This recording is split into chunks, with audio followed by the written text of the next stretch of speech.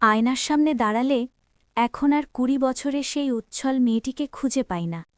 কাচের ওপারে যে ছায়াটা দাঁড়িয়ে থাকে তাকে দেখলে মনে হয় এক শতবর্ষী বৃদ্ধা, যার চোখের কোণে জমাট বেঁধে আছে কয়েক জন্মের ক্লান্তি।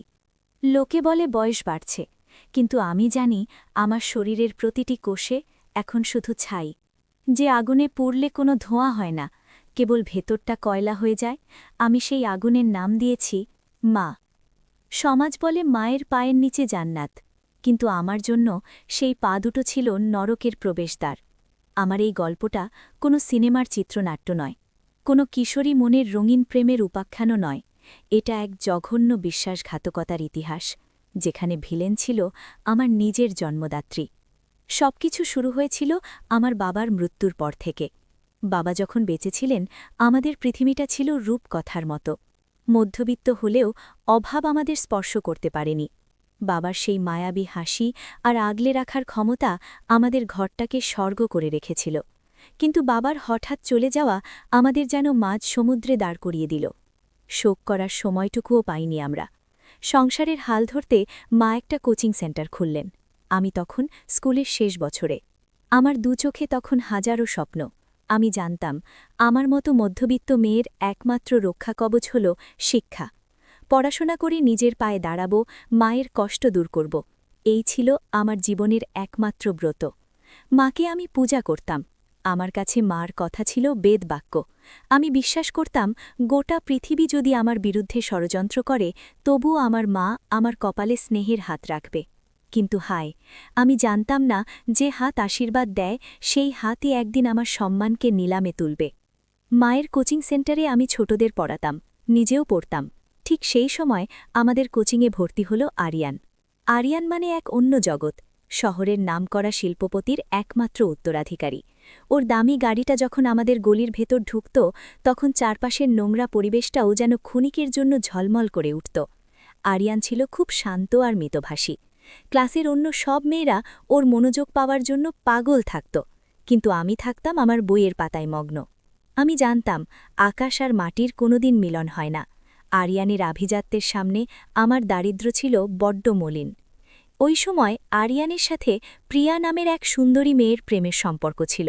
ওদের দুজনকে দেখলে মনে হতো বিধাতা যেন নিজ হাতে এই জুটিকে গড়েছেন। আমি দূর থেকে দেখে দীর্ঘশ্বাস ফেলতাম, ভাবতাম জীবনটা কত সুন্দর হতে পারত। কিন্তু আমার জীবনের ছন্দপতন ঘটালেন আমার মা। মায়ের নজর আরিয়ানের ওপর নয়, পড়েছিল আরিয়ানের বাবার সিন্দুকের ওপর। মা প্রায়ই রাতে খাবার সময় আমাকে আড়ালে বলতেন, স্নেহা, তুই কি বোকা? সবাই আরিয়ানের পেছনে ঘুরছে আর তুই একটা সুযোগও নিচ্ছিস না। আমি অবাক হয়ে বলতাম, মা, ও তো প্রিয়াকে ভালোবাসে, আমি কেন মাঝে যাব? তখন মা তার কোমল গলায় বিষ ঢালতেন, আরে পাগলি, ভালোবাসায় পেট ভরে না, দেখছিস না অভাব আমাদের কিভাবে গিলে খাচ্ছে। আরিয়ানকে যদি একবার হাত করতে পারিস, আমাদের ভাগ্য বদলে যাবে, রাজরানীর মতো থাকবি। মায়ের এই কথাগুলো আমাকে রক্তাক্ত করত। আমার মা আমাকে শেখাচ্ছেন অন্য একজনের প্রেমিকের পেছনে ঘুরতে। ছি! আমি চিৎকার করে মানা করতাম, কিন্তু মা দমে যেতেন না। শুরু হলো ইমোশনাল ব্ল্যাকমেইল। বাবার দোহাই দিয়ে নিজের কষ্টের কথা বলে তিনি আমাকে মানসিকভাবে পঙ্গু করে দিতে চাইলেন। এরই মধ্যে একদিন সব ওলটপালট হয়ে গেল। কোচিং শেষে ফেরার পথে আমি আর আরিয়ান হঠাৎ দেখলাম প্রিয়াকে। সে আমাদেরই এক বন্ধু বিক্রমের সাথে অত্যন্ত ঘনিষ্ঠ অবস্থায় দাঁড়িয়ে আছে। আরিয়ানকে যেভাবে প্রিয়া ধোঁকা দিচ্ছিল তা দেখে আমার নিজেরই কান্না পাচ্ছিল। আরিয়ান সেদিন ভেতরে ভেতরে ভেঙে চুরমার হয়ে গিয়েছিল। মা এই সুযোগটাকেই আশীর্বাদ হিসেবে নিলেন। তিনি আমাকে বাধ্য করলেন আরিয়ানের পাশে গিয়ে দাঁড়াতে। আমি মানবিকতার খাতিরেই ওর সাথে কথা বলা শুরু করলাম। ধীরে ধীরে আমাদের বন্ধুত্ব গাঢ় হল। আরিয়ান আমার মাঝে খুঁজে পেল এমন এক আশ্রয় যেখানে কোনো কৃত্রিমতা নেই। ও ভাবত আমি টাকার জন্য ওর কাছে আসিনি। আর ঠিক তখনই আমি সত্যি সত্যি ওর মায়ার জালে জড়িয়ে গেলাম। আমি আরিয়ানকে ভালোবেসে ফেললাম, কিন্তু আমার সেই পবিত্র ভালোবাসাকে মা বানিয়ে দিলেন তার ব্যবসার হাতিয়ার। মা যখন বুঝলেন আরিয়ান আমার প্রেমে অন্ধ, তখন তিনি তার জীবনের সবচেয়ে জঘন্য চালটা চাললেন। একদিন রাতে মা আমাকে আরিয়ানকে একান্তে ডাকার জন্য বললেন। আমি শিউরে উঠেছিলাম। মা আমাকে জবরদস্তি করে সাজালেন, কপারে বড় টিপ আর একটা খোলামেলা লাল নাইটি পরিয়ে দিলেন। আমি কাঁদতে কাঁদতে বললাম, মা, এসব আমি পারব না। তখন মা আমার গালে সজোরে চর বসিয়ে বললেন, সতীপনা করিস না, ওকে আজ রাতে তোর শরীরের নেশায় পাগল করতে হবে, যাতে ও তোকে ছাড়া আর কিচ্ছু না বোঝে। আমি সেদিন মায়ের চোখের দিকে তাকিয়ে ভয় পেয়ে গিয়েছিলাম।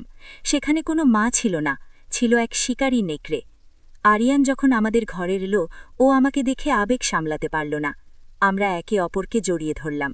আমি ভেবেছিলাম এটা আমাদের মিলনের রাত, কিন্তু আমি জানতাম না পাশের ঘরের জানলা গিয়ে বা কোনো এক গোপন কোণ থেকে আমার জন্মদাত্রী মা আমাদের সেই একান্ত মুহূর্তগুলো মোবাইল ফোনে রেকর্ড করছেন। হ্যাঁ, আমার নিজের মা আমাদের ঘনিষ্ঠতার ভিডিও তৈরি করলেন ব্ল্যাকমেইলের জন্য। পরদিন থেকে শুরু হলো মায়ের দ্বিতীয় নাটক।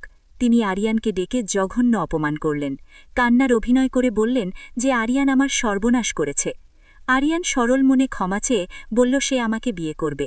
মা তখন আমাকে নিয়ে আরিয়ানের বাবার অফিসে গেলেন।